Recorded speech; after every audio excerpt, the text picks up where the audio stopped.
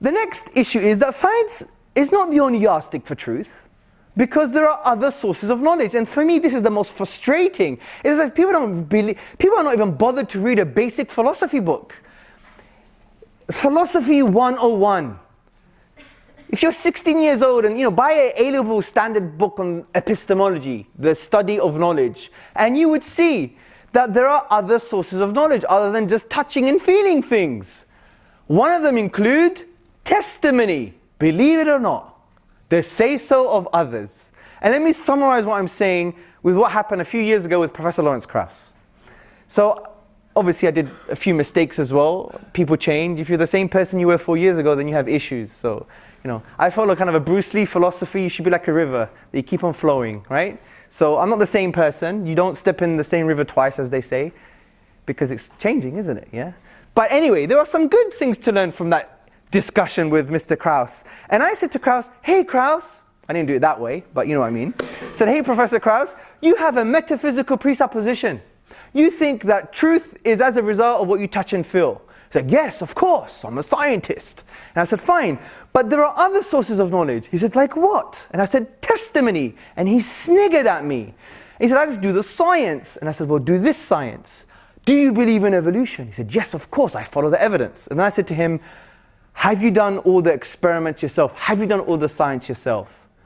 And then he paused. Everybody started to laugh at him, or lots of people started to laugh at him. Why? Because it exposed his metaphysical presupposition. It is true that he has to rely on the say-so of other scientists, because he ain't going to do the science himself. And if you rely just on your own experiments that you've done directly, you will never have the science you have today. And that's the beauty of human knowledge. You have to rely on other people. And that's why if you study the scientific method, you would see that a key part of the scientific method are the sayings of other scientists, are the conclusions of other scientists. Now you may claim, yes, but their studies are repeatable, and they have been repeated. If you haven't repeated it yourself, it's still the say-so of others. It could be one scientist or 500. The fact that they are telling you the basis of that knowledge is not empirical, it's the say-so of others. Now what's very interesting, there's been a revival in Western epistemology on the issue of testimony in the past 30 to 40 years. For example, you had the 1991 book by Professor Cody. He wrote the book Testimony, a Philosophical Discussion, and he basically argues that testimony is not only a source of knowledge, it's a fundamental source of knowledge. It's fundamental, it's indispensable. And so he basically argues that testimony is not only useful, but it's a fundamental source. And he quotes David Hume, the famous Scottish skeptic, that disagrees with Professor Cody. And David Hume basically says, look, testimony is useful for the wise man, but we only accept testimony because it's in line with our collective experiences. So Professor Cody, being a genius, what does he say? He says, hold on, Mr. David Hume. What do you mean by collective experiences? Because the only way to understand other people's experiences is to ask them and they will tell you. So he's actually shown that testimony, the say-so of others, is fundamental to knowledge. Because if David Hume is saying that, yes, testimony is useful, but it's not fundamental because it has to be in line with our collective experiences, well, how do you know what people's collective experiences are? It's only via testimony. So it's a really good book that I think you should read that shows that testimony is fundamental. Now, by the way, testimonial knowledge could be wrong, just like our empirical knowledge could be wrong. I'm not saying it's accurate. I'm saying it's a fundamental source. Now, what we have to do to find out what constitutes valid testimonial knowledge, that's a different philosophical discussion. And what's very interesting, you have many talking about this.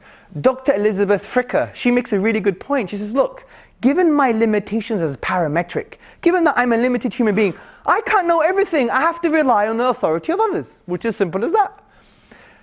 Benjamin McMillan, Associate Professor Benjamin McMillan, he says that in order to have testimonial knowledge, the one who's giving the knowledge has to basically have the responsibility of referring back to people's challenges. And the audience that's receiving the testimonial knowledge, they have to basically, it's within their right to challenge the one who's giving the testimonial knowledge.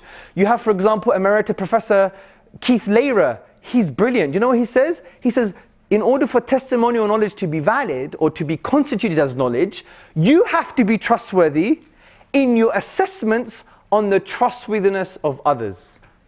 Now, if a lot of you know about Islamic theology, this is in line with what Muslims have been discussing for 1400 years in the study of prophetic traditions, ilm al-hadith, when we talk about the trustworthiness of the reporter. Anyway, I went too much on testimony. The point is, testimonial knowledge is a fundamental source of knowledge. And I want to end this part by asking you a question. How do you know China exists? Many of us, it's fundamentally based on testimonial knowledge. Even if you have pictures, even if you have images on a map, someone told you that's the picture of Chinese people in China. And even if you met a Chinese person today, oh, you have to just believe what they said. It's testimonial, really. Also, what's testimonial is your mother being the one that gave birth to you. You have zero proof. Don't even tell me you have a DNA test certificate, because you don't.